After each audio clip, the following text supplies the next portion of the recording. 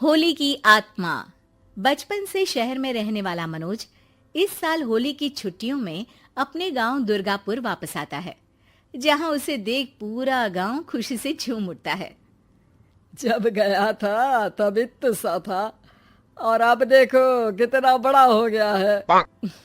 हाँ सरपंच जी, जब मैं गया था तब आप भी बहुत जवान थे और अब देखो कितने बूढ़े हो गए हैं आप।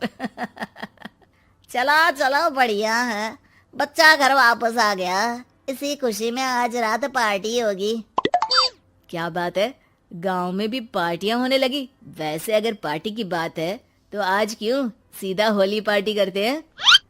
होली पार्टी की बात सुन चहल पहल में अचानक सन्नाटा छा जाता है, जिसे देख मनोज को कुछ अजीब लगता है। लेकिन तभी सरपंच बात पलट देता है। अब बहुत देर हो गई, चलो सब अपने घर चलो, पार्टी के बारे में कल सोचेंगे। मनोज भी मम्मी पापा के साथ घर आ जाता है, पर होली पार्टी और उस पर पूरे गांव की खामोशी वाली बात अभी तक उसके जहन से निकलती नहीं। पापा, होली पार्टी की बात पर सब चुप क्यों हो गए थे? अरे होगी उनकी कोई अपनी बात। मुझे गांव की पंचायत ही थोड़ी पता है। थक गया हूँ, चलो सो जाते हैं, कल बात करते हैं। पापा की बात मानते हुए मनोज भी सोने चला जाता है। आज तो छुपा लिया, लेकिन हफ्ते बाद जब होली का दिन आएगा तब इसे कैसे रोकोगे? अगली सुबह सूरज के साथ ही मनोज भी गांव घूमने निकल जाता है, जिस पर रास्ते में उसे अपनी ही उम्र के कुछ लड़के भी मिलते हैं, जिनसे दोस्ती कर अब वो उनके साथ घूमने लगता है। इसी तरह कुछ दिन बीत जाते हैं और होली नजदीक आने लगती है। दोस्तों, होली में 4 दिन ही बचे हैं, पर गांव में उसकी कोई तैयारियां क्यों नहीं दिख रही? क्योंकि यहाँ होली नहीं मनाई जाती। अरे पर ऐसा क्यों? वो राजा भूषण। अरे तुम 4 दिन के लिए आए हो, क्या इतना सोच रहे हो? चलो कुछ खाने चलते हैं। इसी के साथ एक बार फिर होली की बात को टलते हुए देख मनोज को शक होने लगता है। वो घर पहुंचते ही इंटरनेट पर अपने गांव और राजा भूषण के बारे में जानकारी निकालने लगता है। क्या? मुझे आज तक ये नहीं पता था। ऐसा कैसे? किसी ने मुझे कुछ बताया क्यों नहीं?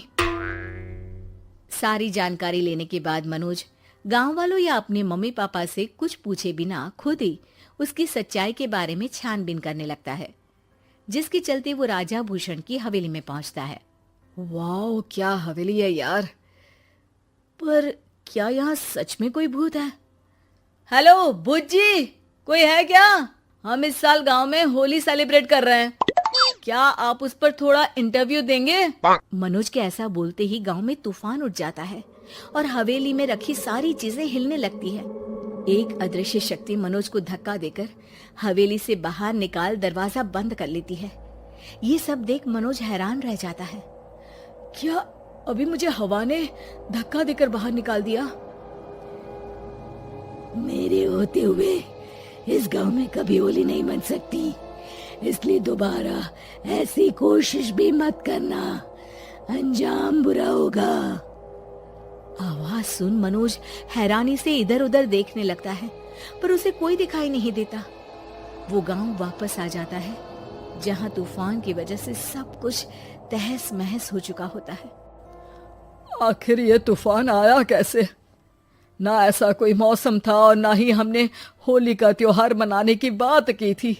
सरपंच की बात पर कोई रिएक्शन दिए बिना मनोज चुपचाप अपने घर चला जाता है। इस तरह देखते ही देखते होली का दिन भी आ जाता है और मनोज रंग लेकर गांव में निकल जाता है, लेकिन गांव पूरी तरह खाली होता है। अरे त्योहार का दिन है, धूमधाम की जगह मातम क्यों मनाया हुआ है? मनोज की आवाज सुन सब अपने घर की खिड़कियां खोल के घर के अंदर से ही उसे वापस जाने के लिए कहने लगते हैं, पर वो किसी की नहीं सुनता। तुझे पहले भी समझाया था, अगर होली खेलने की कोशिश भी की तो अच्छा नहीं होगा। अरे बात मान लो बेटा, तुम्हें सच नहीं पता। मुझे सब पता है। सालों पहले इस राजा ने एक अंधविश्वास फैलाया और आप लोग आज तक उसे मानते आ रहे हो। अरे बेटा, जब तुम पैदा भी नहीं हुए थे उससे भी बहुत पहले से इस गांव पर होली का श्राप है। अगर गांव में होली का त्योहार मनाया जाता है तो प्रलय आना पक्की बात होती है। राजा भूषण इस सब में नहीं मानते थे और त्योहार मनाने लगे, जिसके चलते होली वाले ही दिन पहले उनके बेटे की और फिर उनकी मृत्यु हो गई। तभी से गांव की रक्षा के लिए उनकी आत्मा उस हवेली में रह रही है। सबकी बातें सुन मनोज उलझन में पड़ जाता है। सोचना भी मत मनोज, अगर तुमने इस परंपरा को तोड़ने की कोशिश भी की तो उसका परिणाम इस गांव और गांव के लोगों के लिए अच्छा नहीं होगा। मुझे भी यकीन नहीं हो रहा कि आप लोग एक बेतुकी बात को मानकर सालों से रंगों के त्योहार को मातम की तरह मनाते आ रहे हो। मनोज किसी की कोई बात ना मानते हुए पूरे गांव में रंग बिखेर देता है, जिसके तुरंत बाद वहां तूफान के साथ बिजलियां गरजने लगती है। अचानक मौसम में ऐसा बदलाव देख जहां मनोज कंफ्यूजन में आ जाता है, वहीं गांव वाले डर से सहम जाते हैं।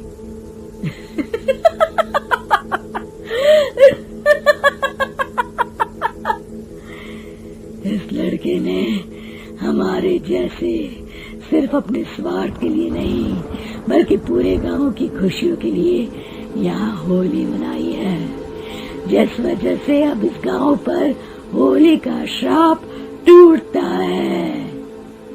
ऐसा बोलकर राजा का भूत वहां से गायब हो जाता है, जिसके बाद गांव के लोग धूमधाम से होली मनाते हैं। खुशियों के रंग गांव में बिखरे ही होते हैं कि अगली सुबह अचानक मनोज कहीं गायब हो जाता है और एक बार फिर गांव में होली का नया राज शुरू हो जाता है।